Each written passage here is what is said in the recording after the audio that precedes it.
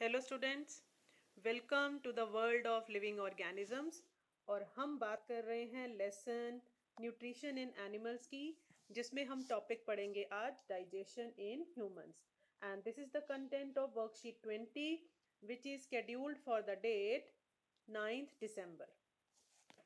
So every time a worksheet starts with a question, here also there is a question for you. Raju was getting ready for the school, so he was taking his breakfast food very fast and without properly chewing. His mother asked him to chew his food properly before intake. Could you think why did she ask so? Let us explore. एक बच्चा राजू अपने school के लिए ready हो रहा था और वो अपना ब्रेकफास्ट बहुत जल्दी जल्दी खा रहा था बिना प्रॉपरली उसे चबाए।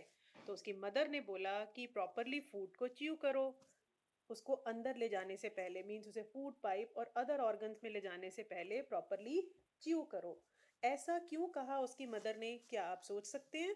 Can you think it's answer?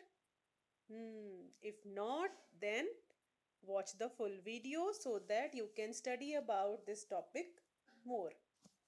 Food is taken into the body through the mouth. The process of taking food into the body is called ingestion. इस बारे में मैं आपको पहले भी बता चुकी हूँ कि जिस प्रोसेस से हम फूड को अंदर ले जाते हैं बॉडी के, उसे इंजेशन कहते हैं। एंड टीथ क्या करते हैं? The food gets broken down into small pieces with the help of teeth. Teeth helps in the physical digestion. They cut the food into small pieces. अब स्मॉल पीसेस में जब ये cut हो जाता है तो इसे इंजेशन मीन्स बॉडी के अंदर ले जाना और फिर अंदर ले जाकर के डाइजेस्ट करना. डाइजेस्ट मीन्स कन्वर्टिंग इनटू, अगर हम डाइजेशन की बात करें तो digestion means converting food into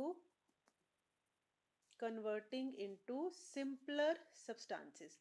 small तो कर दिया टीथ ने, बट सिंपलर सब्सटेंसेस यानी कि एक ऐसी फॉर्म जिसे बॉडी एब्जॉर्ब कर सकती है, ऐसी फॉर्म में कन्वर्ट करना डाइजेशन कहलाता है.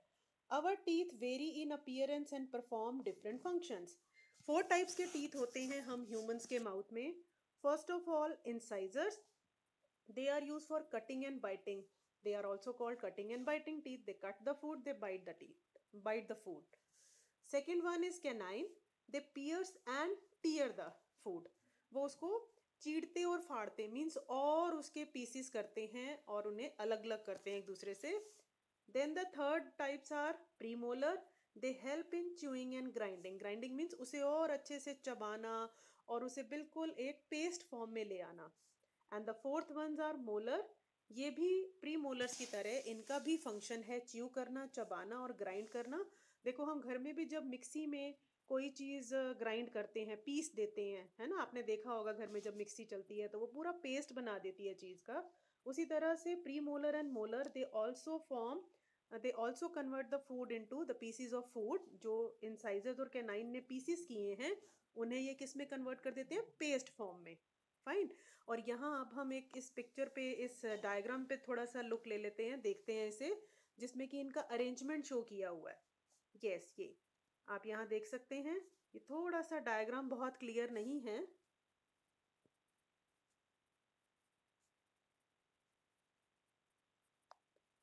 यस, सबसे पहले जैसे ये जो दो आपको दिख रहे हैं ये इंसाइजर्स, एंड देन उसके बाद दोनों तरफ लेफ्ट और राइट साइड पे जो दो दो हैं they are canine, second type.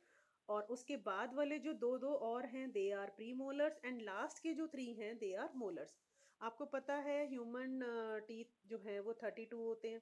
32 का मतलब है कि 16 जो है वो लोअर जॉ में है और 16 अपर जॉ में है. यहाँ एक जॉ शो किया हुआ है, कोई भी अपर या लोअर. तो उसमें जैसे ये 2 टीथ तो हो गए इंसाइजर टाइप के, इंसाइजर. उसके बाद 2 इधर 2 इधर यानी कि 4 हो गए कैनाइंस. उसके बाद फिर 2 इधर 2 इधर यानी 4 हो गए premolar. And then 3 and 3 this side, तो ये 6 हो गए मोलर्स.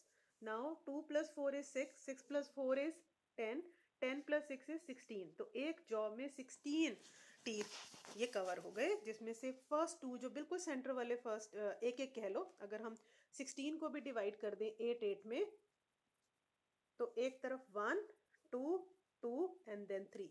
ये आपका सीक्वेंस बनता है incisors, canines, premolars and molars. I think ये आपको क्लियर हो गया होगा। अब चलेंगे कि और क्या होता है हमारे माउथ में टीथ के अलावा। अवर टीथ है सलाइवरी ग्लैंड्स विच सिक्रीट सलाइवा। आपने लार का नाम सुना होगा।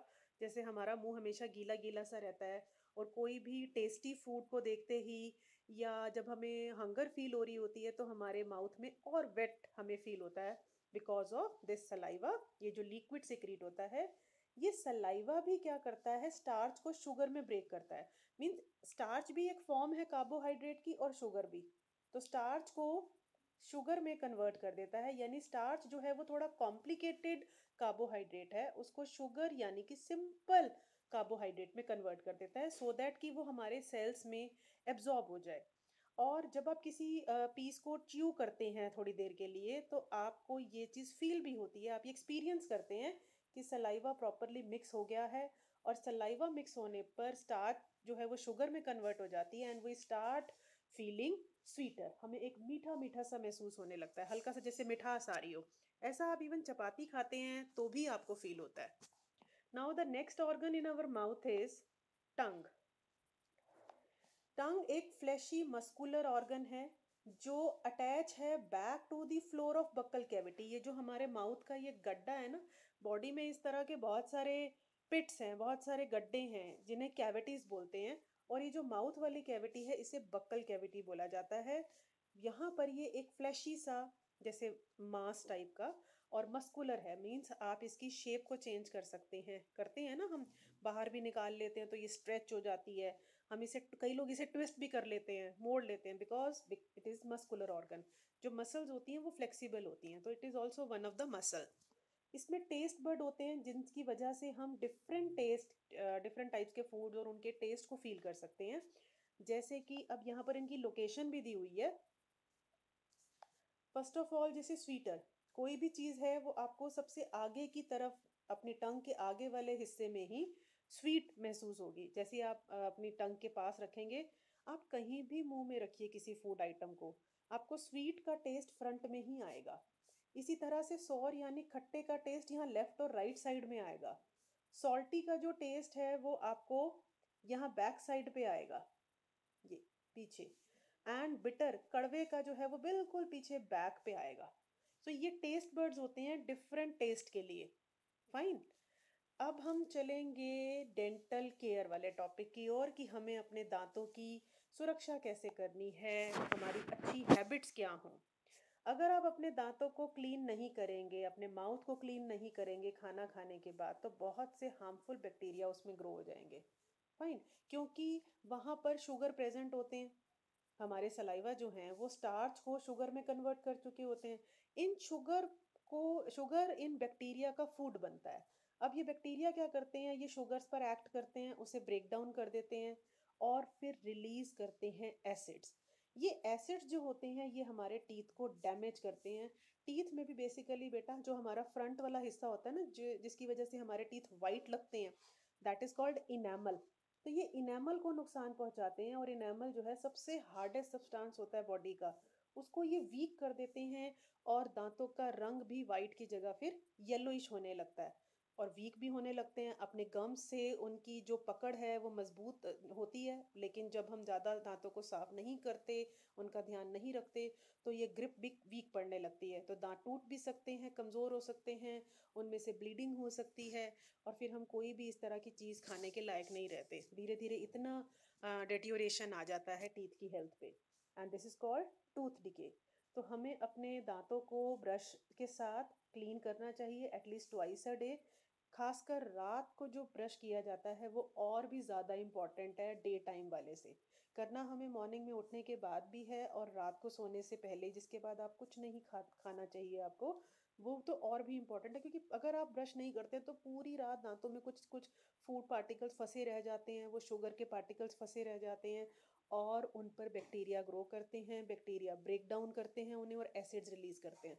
तो पूरी रात हमारे दांतों को नुकसान होता रहता है।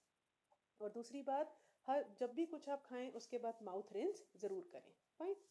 सो ये वर्कशीट 20 का सारा कंटेंट हमने डिस्कस कर लिया है। अब हम क्वेश्चन आंसर्स डिस्कस करेंगे। Why should we chew the food properly while eating? Chew क्यों करना चाहिए?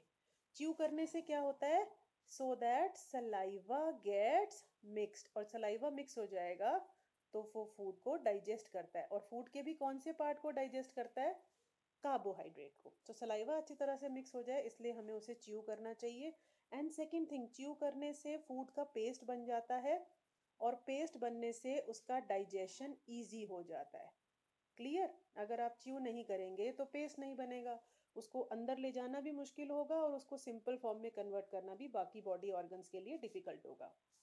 Question number 2 is how can we take care of our teeth. तो ये हम कैसे अपने केयर कर सकते हैं टीथ की। यहाँ हमने देखा ही है कि फर्स्ट ऑफ ऑल हमें एक तो ट्वाइस अ डे ब्रश करना है, फाइन, और अपने माउथ को एवरी मील के बाद रिंस करना है। तो ये 2 तरीके हैं मेनली। ये चीज़ें अगर आप डेली रूटीन में अपनी ले आते हैं सो आपको दांतों की परेशानी कभी भी नहीं आएगी।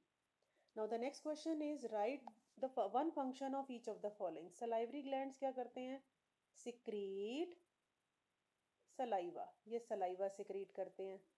नेक्स्ट टंग क्या करती है, ये मिक्स करती है फूड को सलाइवा के साथ, फूड इधर उधर घुमाती है ना, तो टंग की वजह से घुमा पाते हैं, mix food and saliva. Molar teeth क्या करते हैं, बिल्कुल पीछे वाले जो 3 राइट साइड पे हैं, 3 लेफ्ट, फिर नीचे वाले जॉ में भी 3 इधर 3 इधर, ये क्या करते हैं, chewing and grinding. Fine, I am just writing the first letter, आप कंप्लीट कर लेना। और सलाइवा क्या करता है, ये स्टार्च को, इसमें ना एंजाइम्स होती हैं, ये स्टार्च को किस में कन्वर्ट करता है, शुगर्स में। Fine, so this was all about the digestion of food in mouth. अभी तक हमने माउथ और माउथ में टंग, सलाइवरी ग्लैंड्स और टंग की बात की है, teeth, tongue and saliva, and the dental care. Fine, so next worksheet में, नेक्स्ट वीडियो में डाइजेशन वाले प्रोसेस को आगे बढ़ाएंगे। तो तब तक के लिए गुड बाय।